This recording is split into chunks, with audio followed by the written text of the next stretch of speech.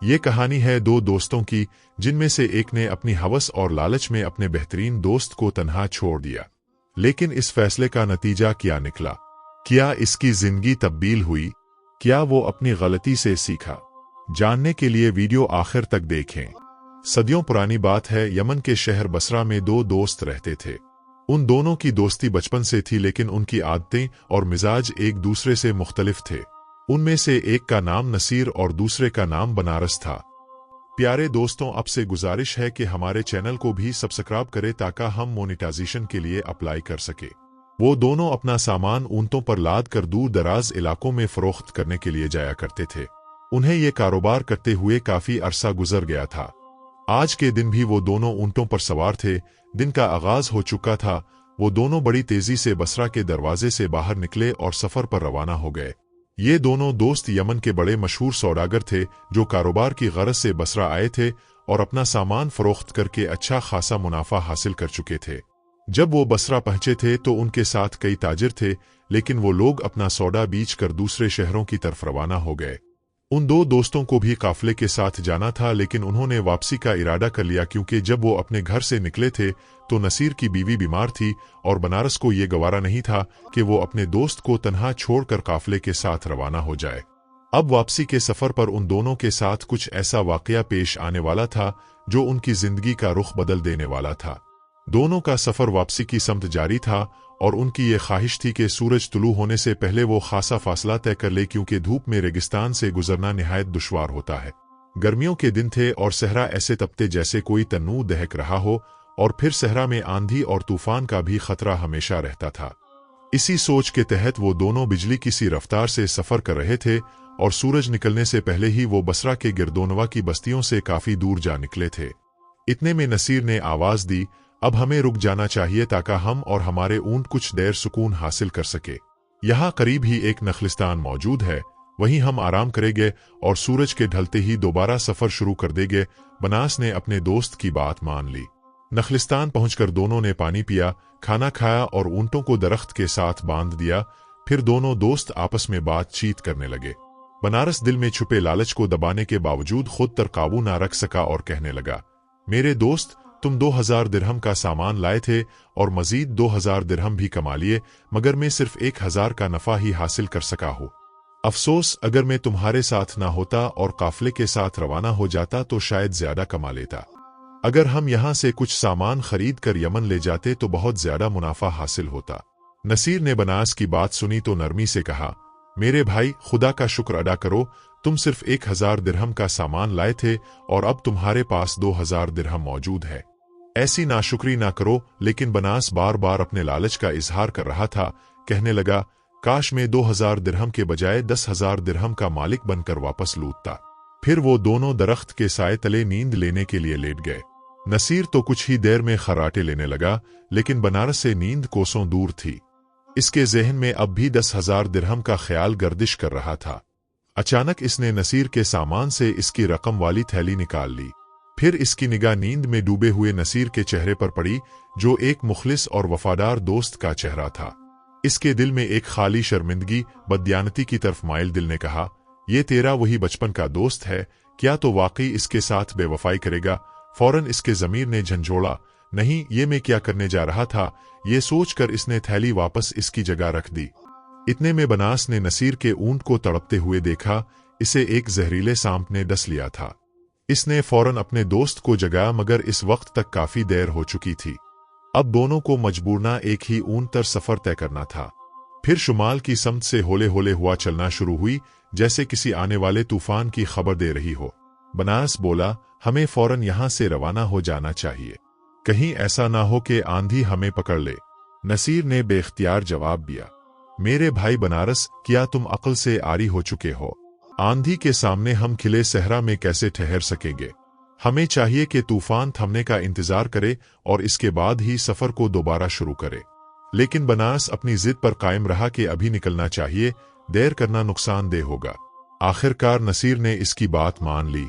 अभी वो चंद ही कदम आगे बढ़े थे कि अचानक ऐसी तेज आंधी चली कि खुदा की पनाह।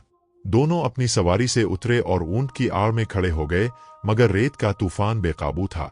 बनास ने देखा कि तूफान के बाइस नसीर के कदम लड़खड़ा रहे थे और वो सख्त मुश्किल में था।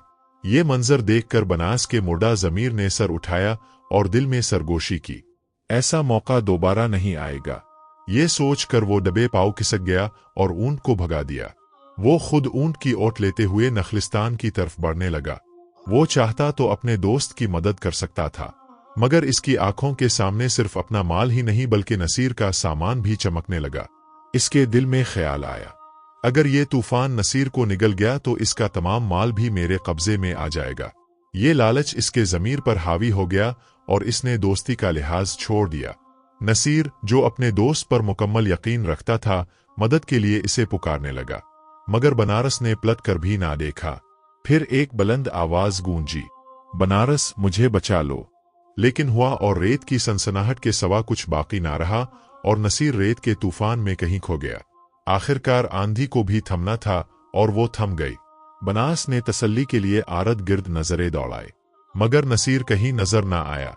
अब वो खुशी खुशी वापसी के सफर पर रवाना हो गया और कई दिनों की मुसाफत के बाद आखिरकार यमन पहुंच गया।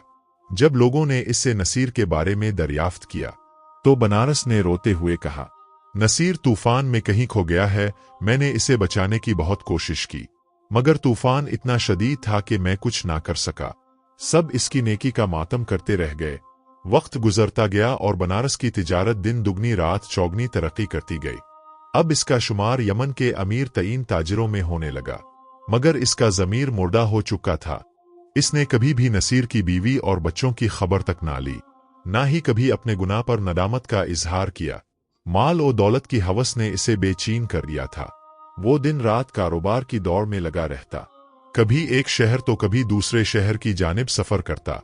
एक शाम वो मुख्तलिफ अक़साम का कीमती सामान खरीद कर शाम की तरफ रवाना हुआ। इसके काफिले में और भी बहुत से ताजिर शामिल थे और काफिला इतना वसी था कि इसके रवाना होने के बाद यमन के बाजार खाली हो गए। इसी दौरान एक रात यमन में एक बदहाल शख्स दाखिल हुआ। इसके कपड़े फटे हुए थे और वो दीवानों की तरह लड़खड़ाता हुआ वीरान गलियों और बाजारों से गुजरता जा रहा था। आखिरकार वो एक दरवाजे के सामने राका और दस्तक दी। अंदर से एक कमजोर सी आवाज आई, कौन है बाहर? जब कोई जवाब ना मिला तो दरवाजा खोल दिया गया। बाहर खड़े शख्स को देखकर वो औरत दंग रह गई और हैरत से पुकार उठी, नसीर, क्या ये तुम हो? नसीर, इस बदहाल शख्स ने कमजोर सी आवाज में जवाब दिया, हाँ मैं ही हूँ। और फिर दोनों जार और कितार रोने लगे। कुछ देर बाद जब जज्बात को जरा संभाला मिला तो नसीर की बीवी ने पूछा, ये सब कैसे हुआ? बनास ने तो बताया था कि। नसीर ने गम से लबरेज आवाज में कहा, क्या बतन? सिर्फ इतना समझ लो कि दोस्त बददियानत निकला। वो मुझे तूफान में छोड़कर चला गया था, मगर खुदा के फजल से एक गुजरने वाले काफिले ने मेरी मदद की और उन लोगों ने मुझे बसरा पहुंचाया। वहां मैंने कुछ दिन क़याम किया। जब तबीयत संभली तो वापस यमन आ गया। जब इसकी बीवी को सारी हकीकत मालूम हुई तो वो गुस्से से कांपती हुई बोली, वो कमीना शख्स इसी शहर में रहता है। जब वो वापस आएगा तो मैं इससे एक एक दिरहम का हिसाब लूंगी। मगर नसीर ने नरमी से कहा, इसने बददियानती की, लेकिन मैं इससे कम ज़र्फ नहीं बनना चाहता। खुदारा, ये बात किसी और से मत कहना। मैं नहीं चाहता कि मेरा दोस्त दुनिया के सामने रासवा हो जाए। मुझे अपने अल्लाह की अदालत पर यकीन है, वो जरूर इंसाफ करेगा। नास अपने कीमती माल और मता से भरे बड़े काफिले के साथ सहरा उबूर कर रहा था। काफिला रेशम, जवाहरात और दीगर कीमती अशिया से लदा हुआ था। मुख शाम पहुंचकर बनारस ने सारा माल नफा के साथ फरोख्त कर दिया। इसकी लालच ने इसे बाज ना आने दिया। इसने इरादा किया कि वापस ना जाए, बल्कि मजीद सामान खरीद कर मिस्र की तरफ रवाना हो ताका और ज्यादा मुनाफा कमा सके। चुनांचे वो काफिले समेत मिस्र रवाना हो गया। वहां पहुंचते ही बनारस की शोहरत में बेपनाह इजाफा हुआ। इसका नाम बड़े ताजिरों और सौदागर ओहे की जुबान पर आम होने लगा। अब इसने यमन वापसी का फैसला किया और ऐसी अशिया खरीदे जिनकी यमन में किल्लत थी। इसका सामान अब 5 के बजाय 30 ऊंटों पर लदा हुआ था, मगर इसे मालूम नहीं था कि अब इसकी वापसी का सफर इसके अंजाम का पैगाम लेकर आ रहा है। नसीर ने इंतकाम और नफरत को दिल में जगह ना दी, बल्कि सब्र और तवक्कल से काम लिया। इसने जो कुछ घर में था बीच कर छोटा सा कारोबार शुरू किया। अल्लाह ताला ने इसकी नेक नीति और दयानतदारी में बरकत दी और इसके कारोबार को तरक्की अता हुई। वो जल्द ही दोबारा इस काबिल हो गया कि दूसरे शहरों में जाकर माल की खरीद और फरोख्त कर सके। अब इसका बददियानत दोस्त बनारस मिस्र से वापसी के सफर पर था। काफिला मंजिलें तय करता हुआ एक नखलिस्तान के करीब पहुंचा, जहां इसने रात गुजारने का फैसला किया। दिन भर की तपश और सफर की थकन के बाइस सब आराम की हालत में सो गए, मगर बनास को इस रात कुछ अजीब सा एहसास होने लगा, जैसे कुछ होने वाला हो।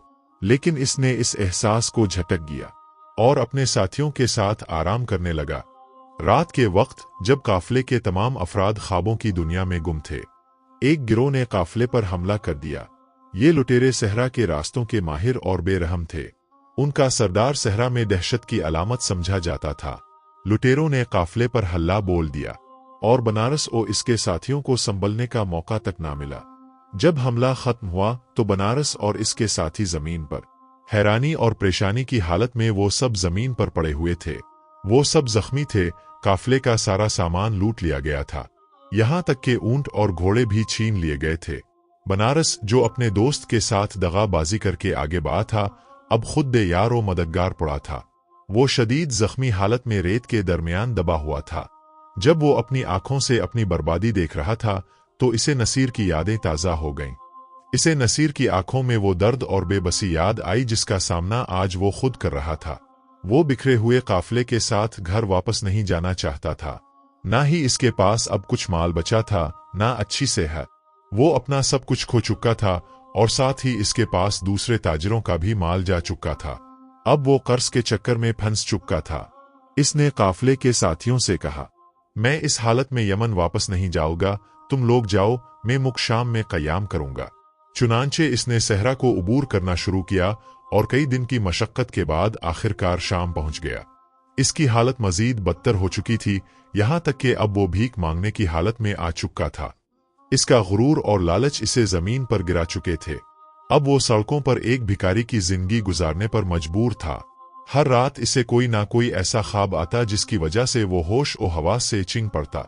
एक दिन इसने खुद से कहा, जाओ और अपने दोस्त नसीर की बीवी को सब कुछ सच सच बता दो। इससे मुआफी मांगो, वो तुम्हें मुआफ कर देगी, तभी तुम्हें सुकून मिलेगा। लेकिन नसीर की बीवी का सामना करने की इसमें हिम्मत नहीं थी। एक दिन वो दमिश्क के बाजार में खड़ा भीख मांग रहा था कि अचानक इसे कुछ हुजूम और शोर नजर आया। एक बड़ा सा ताजिर बड़ी शान और शौकत के साथ बाजार में चल रहा था और गरीबों में सक्का तकसीम कर रहा था। बनारस भी इस ताजिर की तरफ बढ़ा ताकि इससे भी भीख की दरखास्त कर सके, लेकिन जैसे ही इसकी नजर पड़ी वो हैरान रह गया।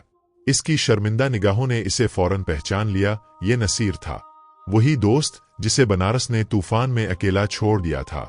बनारस ने शर्म से नजरें झुका ले और एक चादर से अपना चेहरा छुपाने लगा।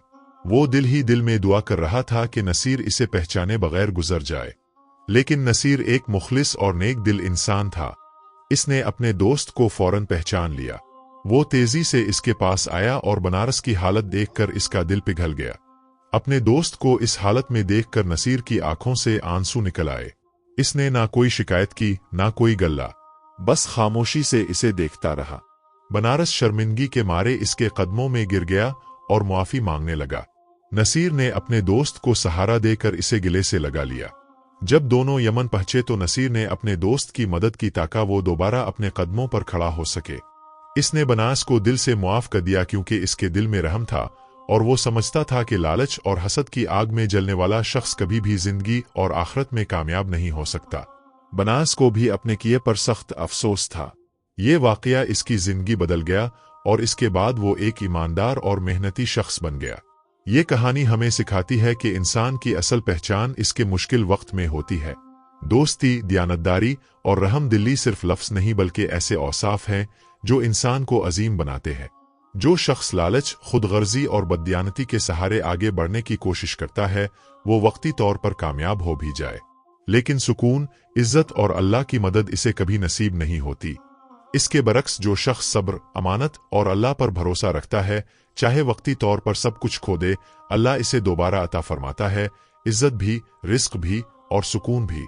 ये कहानी हमें ये भी सिखाती है कि असल दौलत माल नहीं, किरदार होता है। मुआफ करना कमजोरी नहीं बल्कि एक बड़े दिल और बड़े इंसान की निशानी है। हर अमल का एक दिन हिसाब होता है, चाहे देर से ही क्यों ना हो। लिहाजा जिंदगी में कभी हालात के धोखे में आकर दूसरों का हक ना छीनो, क्योंकि जो इंसान खुलूस, दियानत और सब्र को अपनाता है वो दुनिया और आखिरत दोनों में कामयाब होता है। दोस्तों, अगर आपको हमारी कहानी पसंद अलिफी तो हमारे चैनल को भी सब्सक्राइब कर दे। आपके ताउन का बेहद शुक्रिया।